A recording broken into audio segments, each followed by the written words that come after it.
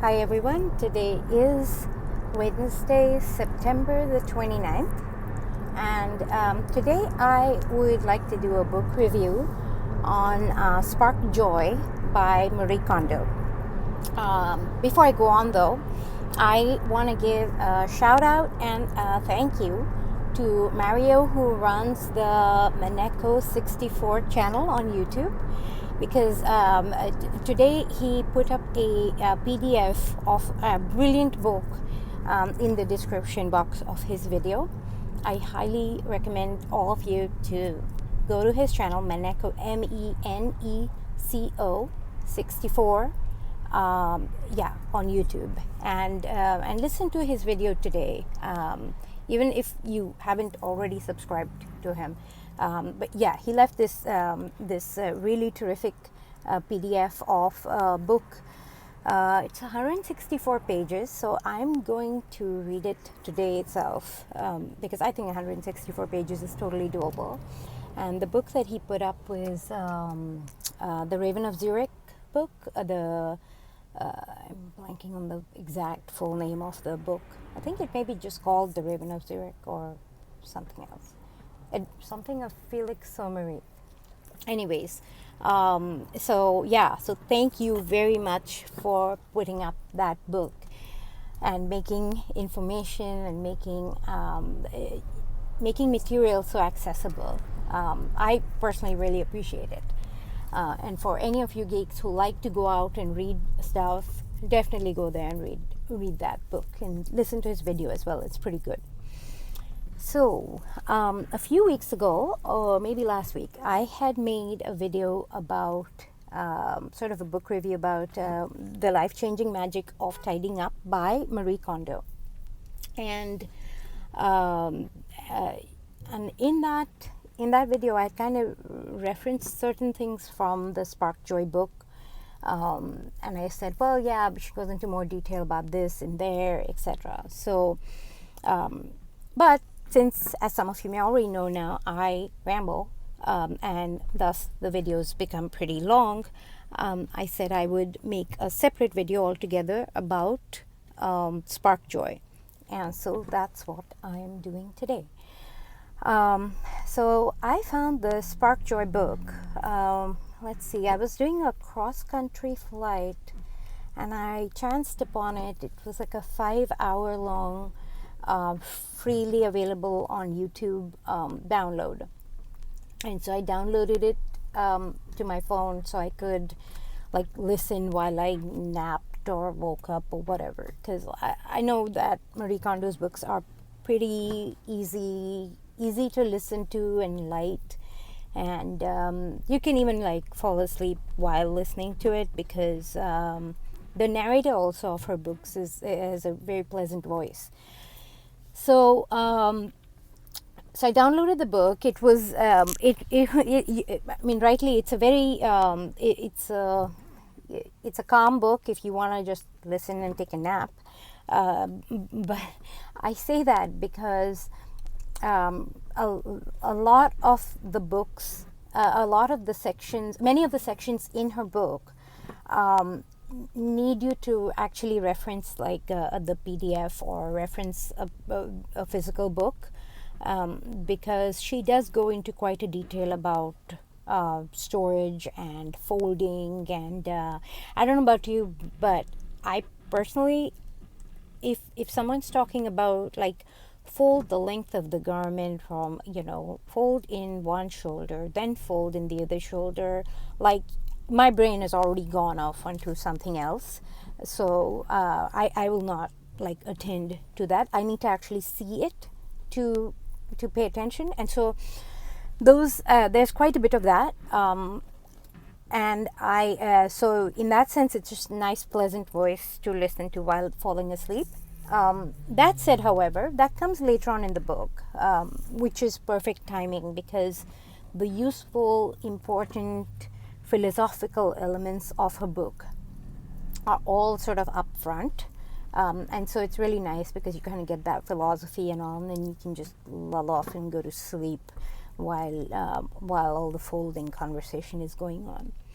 That being said, if you really do want to learn to fold, her physical book has a lot of the actual, the drawings and the diagrams and all that. And if you really want to, like, if you're a person who likes to watch somebody fold and then you get it, there is actually a really nice. It's not TEDx. It's South by Southwest. So it's SXSW is the conference or whatever that she presented at. SXSW. Marie Kondo. If you just look that up in your Google or YouTube or whatever, you will find that video where she talks. And even though I recommend you listen to her entire speech, because I think it's laudable. Okay, she only speaks she speaks Japanese. She doesn't speak English, but she memorized this entire speech for like it's like an hour or 2 hour long video. Okay, she memorized the whole thing in English and presented it. I mean, wow, like I couldn't do that in Japanese. So I think for sheerly that fact that South by Southwest SXSW video, Marie Kondo, is worth watching just for that, to just sit there in awe at somebody who's memorized the whole thing in a different language. Anyways, but if you do watch that video, she shows specifically how to fold from I think it's minute marker 16 to minute marker 21, and she even folds sweatshirts in that perfect standalone way that only she can do. I shouldn't say only she can do, because I've now learned to do it. I can actually do it with my children's sweatshirts, which, if you ever want me to demo that, leave a comment in the description, in the whatever, in the YouTube thing. Leave a comment and I will make a video showing you exactly how I fold my children's sweatshirts to be able to stand on edge, because it is such an incredible boost to how you feel about yourself when you're able to accomplish something like that. It's pretty freaking fabulous. Okay, so that book, the Spark Joy book, it's very much a manual for the specifics of how to do, what to do, etc. And but the important things that she brings up in the very beginning, the philosophical elements of, well, don't read this book if you've not actually decided that you want it tidy. And then she goes sort of into the philosophical, psychological reasons, which I think worth exploring and worth listening to. Some really fun anecdotes she shares are about sort of how she began to discern between an item being so in the first book, she talks about everything like sort of having to pass the joy check, right? If you touch it and it sparks joy, then you keep it, otherwise you toss it.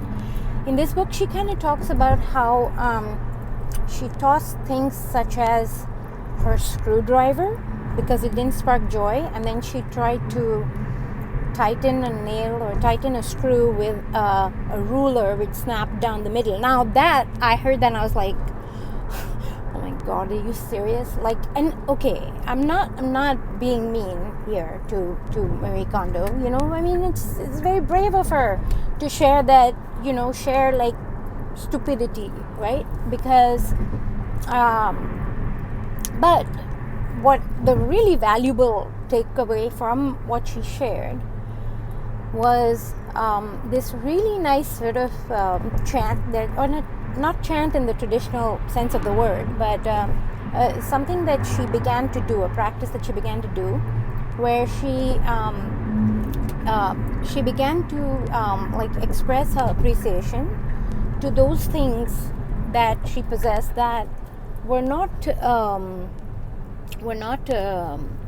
they didn't spark joy for her, but they were essential to her life, such as, okay, like morning clothes. Like, you don't I mean, obviously they're not going to spark joy for you, but it's really convenient to have something in your closet that you can take out at the drop of a hat anytime you need to attend a funeral, or that you have something steady that's always there, that you don't, like, in a moment of grief, you don't have to go out and like shop for something that's appropriate.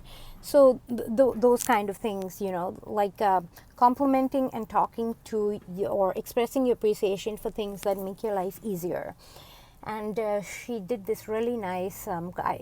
I have listened to it, I have screen recorded it, I have shared it so many times with so many of my friends that I may even remember it verbatim. It goes something like, "Dear old screwdriver, I may not use you much, but when I need you, how this thing you are, strong and cool to the touch and blah blah blah." And yeah, it sounds silly, but I have found that sort of exercise worthwhile to do, even with individuals that are essential to your life, but are kind of annoying. Like, they don't spark joy, but their presence in your life is valuable when you actually sit down and think about it. So that bit of exercise kind of was useful in that sense. I won't say any further because I don't want to offend anybody who may watch this, who may be essential to my life. But okay, I'll shut up now before I put my foot in my mouth. All right. The other very, very good thing was she talks about the difference between, or the distinction between tidying up and cleaning. She says in Japan they have this end of year cleaning festival, and people buy all of these like cleaning goods and stuff, and it's like sort of spring cleaning in the States. But she talks about how many people will like tidy as they clean, and we all have done that at some point or the other.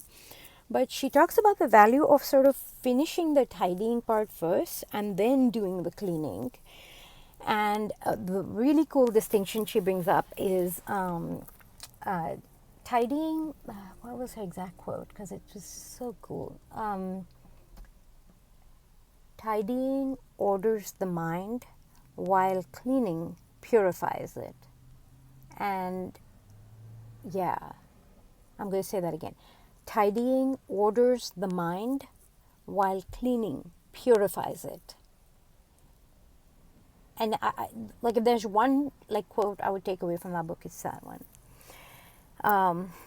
Because when you're tidying up, when you're making decisions about what to toss, what to keep, what's joyful, what's useful, etc. If you're fed up, if you're mentally exhausted, it's just very cathartic to just let your mind go blank and just let out all your wiggles, let out all your energy cleaning. That can be very cathartic. Personally, maybe you have something else you like to do and that releases energy, but for me, I do like to clean stuff. So that was really cool. And the only other place where I have seen that similar kind of parallel being made is this other book by a Japanese monk. It's written by a monk who has an MBA, which in itself is, I think, a really cool combination. But that book, what is it called? I'm forgetting the full title of that book, but it's something, a monk's guide to a clean house and mind, or a tidy house and mind. Anyways, I will look up the proper title of that book, and I may make another one about that. But so anyways, I highly recommend this book, the Spark Joy book. But I recommend it as and she has said this herself in the book.